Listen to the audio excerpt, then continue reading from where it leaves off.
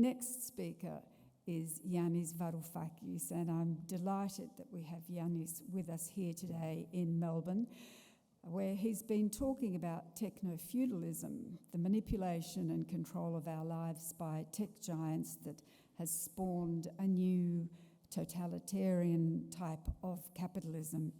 Yanis is one of the most energetic and productive public intellectuals in the world today, I think.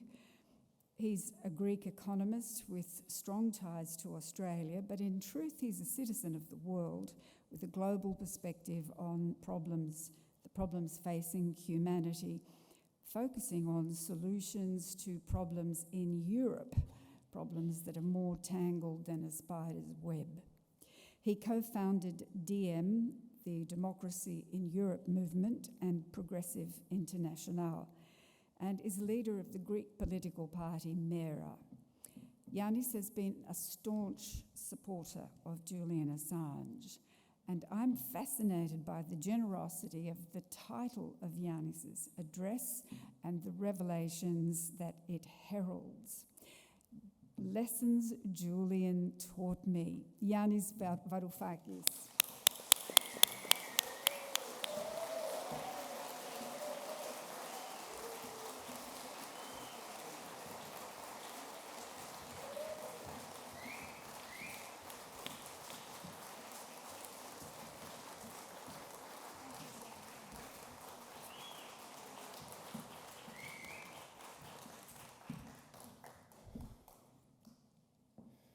Comrades,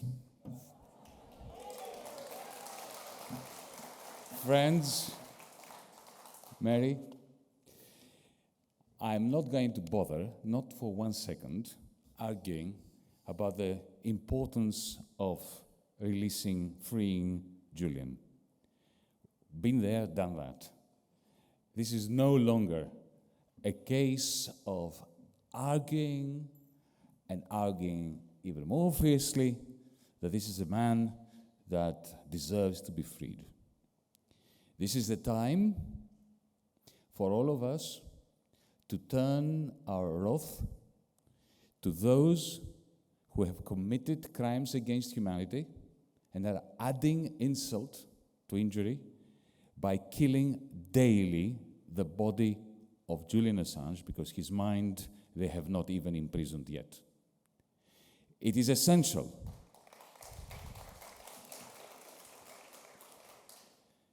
that we go on the offensive, that from now on, our conversations with people who have not realized what is at stake in this campaign to release Julian, in those conversations, that we must not be on the back foot, that it must be very clear that their neutrality, their lack of information, the fact that they are not actively working for the release of Julian means complicity in crimes against humanity across the world, in our own countries, here in Australia, that they are being part and parcel of a whole machinery, the purpose of which is essentially to deprive the common women and men of this country, of this world, the opportunity, an iota of a smidgen of a possibility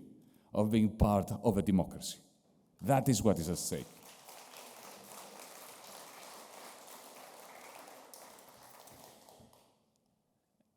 I was asked to come up with an idea of a talk today, and I thought I will share with you some lessons that Julian has taught me.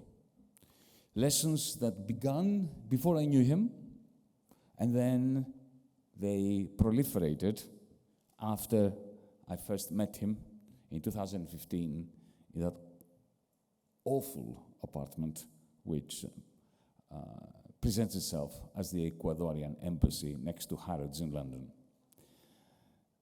The first lesson that I got from Julian was years, I think, a couple of years before WikiLeaks came into being. It was when he was still a cyberpunk, a hacker, a recalcitrant member of the original internet community that was full of hope that the internet would allow us a degree of freedom from an establishment machinery, the purpose of which was to deny us any opportunity to participate in the decision-making.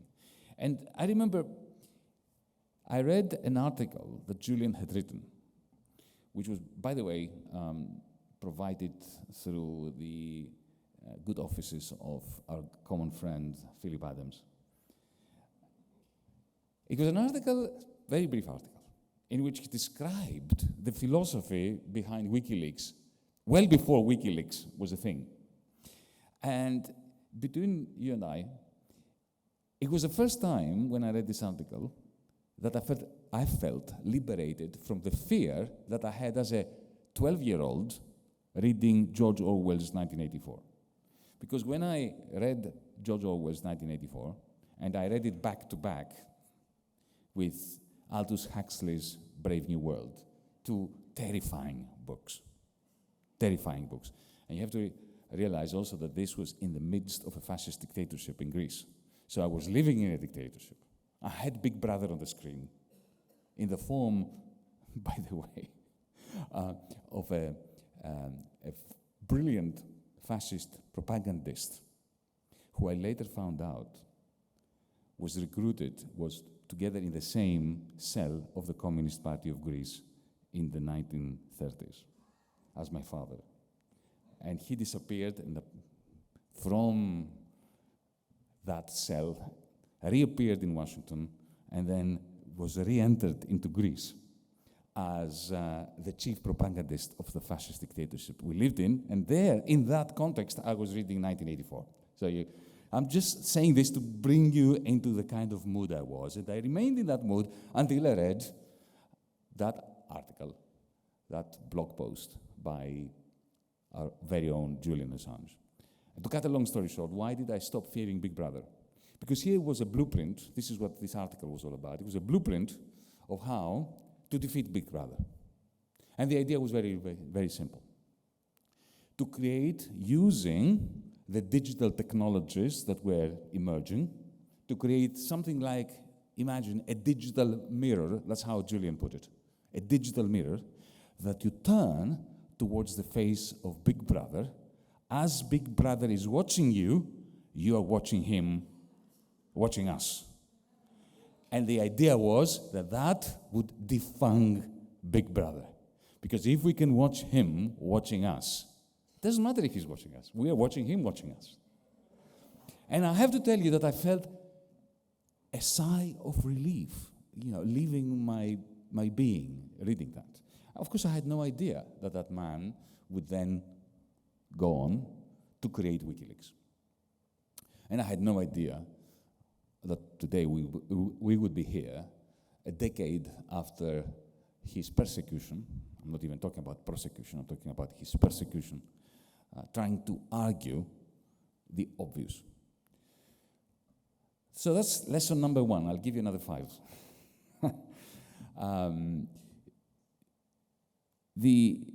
By the way, before I move to the second, most, even of the supporters of Julian Assange, are not familiar with the brilliance of the man, the technological expertise of the man. We think of him as a latter-day Dan Ellsberg, which is correct, because he's a latter-day Dan Ellsberg. And by the way, Dan Ellsberg was a genius too. But the actual process of whistleblowing by Dan Ellsberg was extremely low-tech. So remember, Dan Ellsberg would use his clearance at the Pentagon and take all these papers and then go to the basement where there was a photocopier and photocopy them one after the other. Low-tech stuff. Nothing brilliant about that. It was a brilliant political move by a very brilliant mathematician, by the way. But that act was very low-tech. Whereas, have you not wondered how come WikiLeaks is still online? How come WikiLeaks is still online? When they want to bring our site down, DM25, Mera25, they can do it in a jiffy. Of course, you realize that if the CIA, the NSA, the FSB, whoever, if they want, they want nothing more than to bring WikiLeaks down. They've been wanting it from day one. They can't. Do you know why? Because of Julian's fantastic expertise. Even though he's been incarcerated for so many years, he has managed to create, I'm not going to say more, technologies that withstand the better efforts of the CIA, the NSA, British intelligence, and so on. To put it differently, he has the expertise that would have made him, if he wanted to use it that way, one of the tech bros of Silicon Valley. He could have been a Zuckerberg if he wanted to essentially do that what Zuckerberg did, which is to steal your data, to sell them to the CIA, to sell them to big business. Because he didn't steal your data and effectively created the circumstances for whistleblowers to tell you things that the powerful do not want you to know, he's languishing in Britain's Guantanamo. And Zuckerberg was Man of the Year in Time magazine. Yeah? Okay, so let's go to the second lesson.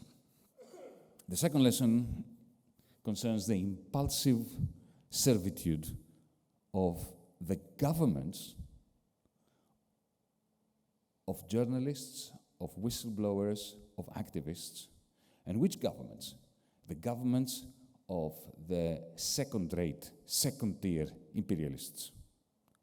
And here I'm talking about the Greek government and, of course, the Australian government. Because the fact that Julian is Australian puts in very interesting light the demeanor of the Australian political system. Supposedly, the Libs, the ALP, even the Nationals, are proud patriots. Where is their patriotism when one of their citizens is being pursued by another country for espionage, even though he's never been to that country?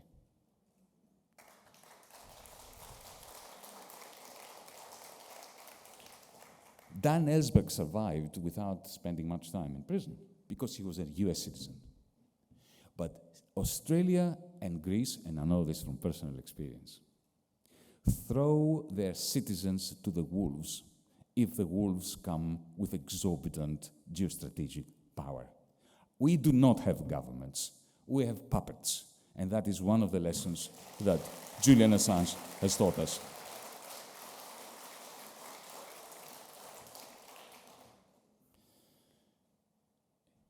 The third lesson,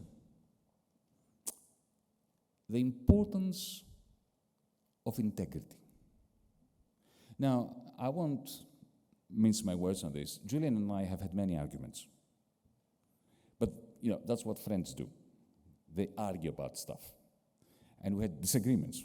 And I found him infuriating. At times I wanted to throttle him. And I'm sure he wanted to throttle me too, but he's a bit, more diplomatic than I am. But the integrity of the man is what made sure that our relationship was one of brothers and comrades and people who would give everything in order to support one another. I will not forget when, and now this is public knowledge, so why not say it? There was a moment when he asked me to go and see him. When he was still at the Ecuadorian embassy. And I remember catching the plane from Athens and going to London. And, that was during a period of very intensive discussions of stratagems that we could use to get him released. Including, remember, back then when Rafael Correa had granted him diplomatic status, citizenship and diplomatic status of Ecuador and so on. I was trying to get the Greek government to do something similar to convince the British government to give him free passage to Heathrow as a diplomat. There were all these discussions at the time. And he wanted to talk to me because an American senator had visited him with a message from Donald Trump. And the message was, provide me with evidence that the Hillary Clinton emails, see how old I am? Emails did not come from Russia, and I will secure you a pardon. And I asked him, do you know who gave you the emails?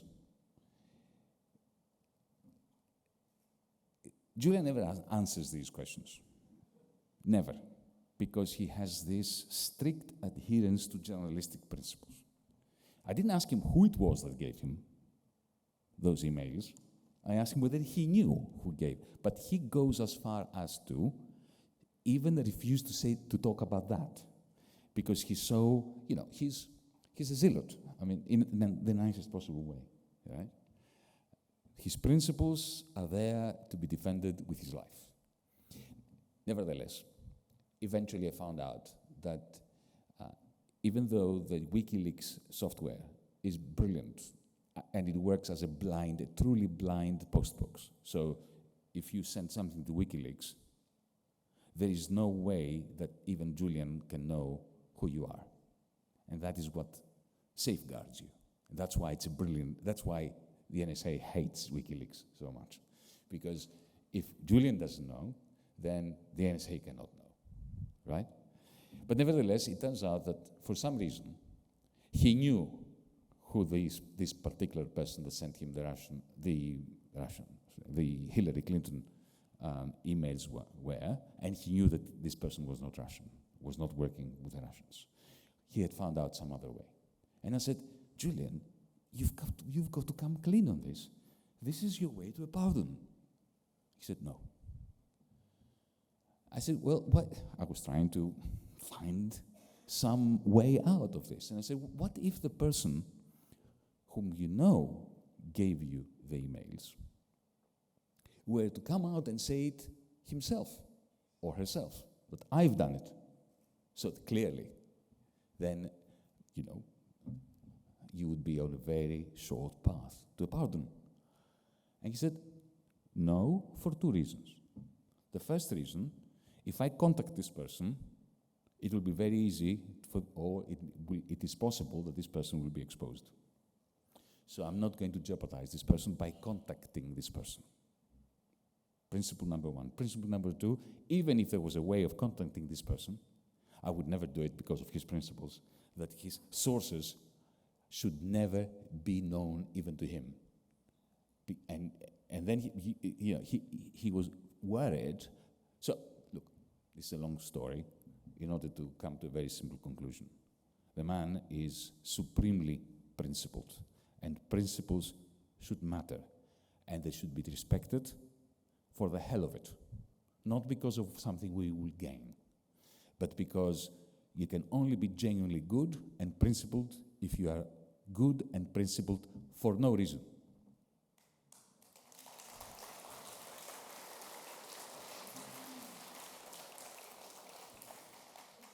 Okay, fourth lesson. The hypocrisy of progressives. The hypocrisy of the left. And I am speaking as a left-winger and as somebody who claims to be progressive. We are awful hypocrites. From the first time I met Julian until fairly recently, the ease with which the national security establishment of the United States and of Britain manipulated the left, the progressives, the feminist movement, the pro-European movement during the Brexit referendum, and turned all of them against a mob that wanted to lynch Julian Assange as a rapist, a right-winger, this, that, and the other. The incapacity of my side of politics to understand that they were being essentially handled by the national security system in order to deliver Julian to them, and the pain that that caused Julian was a major lesson. We are so easily divided. We are so easily manipulated. That is a lesson that we must learn, because if they can do it as they did it during that period with Julian, then they can do it at any time. We have a climate catastrophe facing us, staring us in the face. The fossil fuel industry is doing it in this country. It is manipulating us.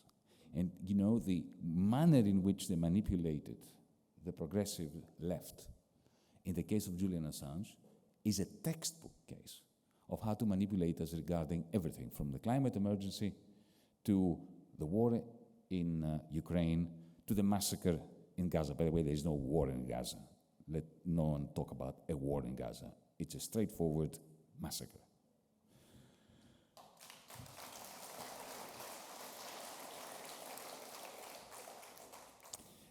The fifth lesson I've already mentioned, but I'm going to mention it again, about the importance of healthy disagreement, not division, not civil war, but healthy disagreement between comrades, between progressives. I mentioned before my very feisty discussions with Julian. I'll give you some topics. Brexit. He supported Brexit, I opposed Brexit. What our policy should be regarding the European Union beside Brexit, because it is a source of constant pleasure and honor for me that Julian Assange was a co-founder of DiEM25. In February 2016, he was, of course, beamed in through Skype or Zoom or whatever. It was Skype back then, into the Volksbühne Theater in Berlin. So we had these majestic discussions about the future of Europe and what we should do regarding banks, regarding big tech, regarding basic income, regarding foreign policy for the European Union and so on. And we had really very important discussions and disagreements. But those disagreements created comradeship and were never allowed to forge the divisions that you find everywhere else, in the trades union movement, in the feminist movement, in the green movement, in the progressive left-wing movement. You know, this is exactly the opposite of the opening scenes in Life of Brian. Do you remember Life of Brian, Monty Python? The Judean People's Front against the Liberation Front of Judea. Julian taught me how to combine fierce disagreements with comradeship, and that is a very big lesson.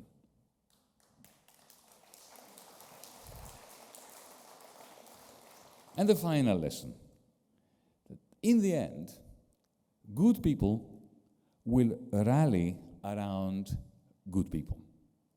Because after the years in the wilderness, and I'm talking about 2015 during the Swedish case, between 2015 and, let's say, 2 years ago, those of us who were supporting Julian Assange were ostracized by everyone.